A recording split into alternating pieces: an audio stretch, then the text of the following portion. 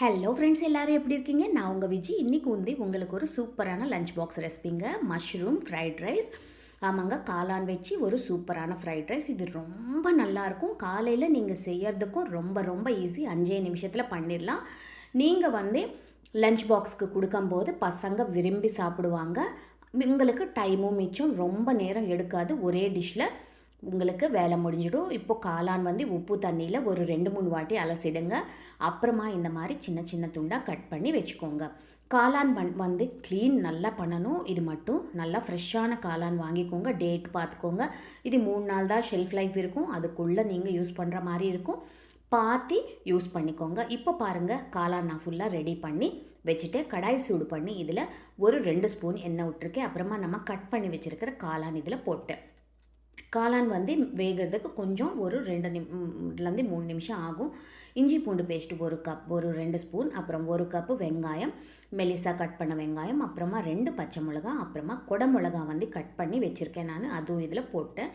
இப்போது நம்ம இது நல்லா மிக்ஸ் பண்ணிடலாம். மிக்ஸ் பண்ணிவிட்டு இது மூடி போட்டு வச்சிடலாம்.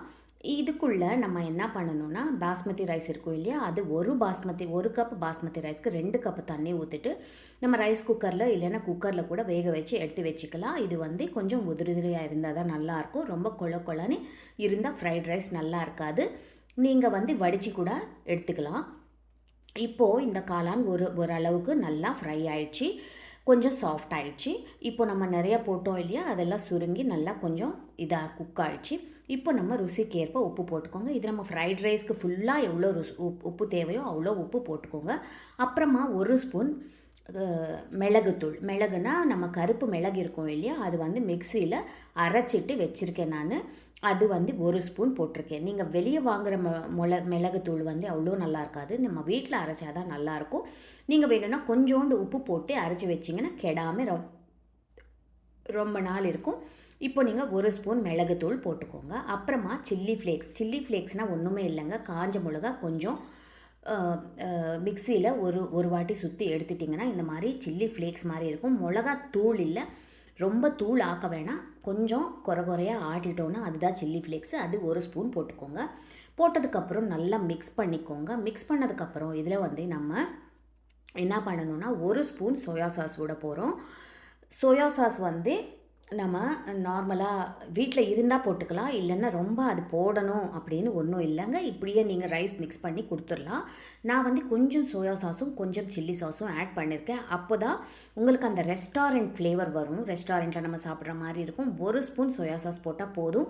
அப்புறமா 1 ஸ்பூன் சில்லி சாஸ் ஏன் போடுறோன்னா, இந்த காளான் கொஞ்சம் அங்கங்கே சுருக்குன்னு நம்மளுக்கு நாக்குக்கு இது பட்டால் நல்லாயிருக்கும். அந்த மாதிரி கொஞ்சம் சுருக்குன்னு காரம் இருக்கிற மாதிரி நம்ம செஞ்சுருக்கோம். அதனால் 1 ஸ்பூன் சில்லி சாஸ் போட்டோம். மிக்ஸ் பண்ணிக்கோங்க ஃபுல்லாக. மிக்ஸ் பண்ணதுக்கப்புறம் நான் ஏற்கனவே சொன்னேன் இல்லையா, பாஸ்மதி ரைஸ் நல்லா நான் வேக வச்சுருக்கேன். இது போட்டு நல்லா மிக்ஸ் பண்ணிக்கோங்க. பாஸ்மதி ரைஸ் போட்டு மிக்ஸ் பண்ணதுக்கப்புறம் நீங்கள் இப்போது ஹையில் வச்சுக்கணும் ஸ்டவ். அப்போ தான் அதில் இருக்கிற ஈரப்பதம் எல்லாம் கொஞ்சம் இதாகிட்டு நம்மளுக்கு உதிரியாக இருக்கும் ரைஸு. இப்போது ஹையில் வச்சுக்கோங்க. நீங்கள் இந்த மாதிரி ஃப்ரைட் ரைஸ் ஐட்டம் எல்லாம் இரும்பு கடாயில் இல்லை நான்ஸ்டிக்கில் பண்ணால் தான் சூப்பராக வரும். ஒட்டாமல் நல்லா வரும். இரும்பு கடாயில் நல்லா வரும், இல்லைன்னா நான்ஸ்டிக் பேன் யூஸ் பண்ணிக்கோங்க. இதுதான் ஃப்ரைட் ரைஸ் பண்ணும்போது நம்ம யூஸ் பண்ண வேண்டிய ரொம்ப இம்பார்ட்டண்ட்டான ஒரு பாயிண்ட்டு.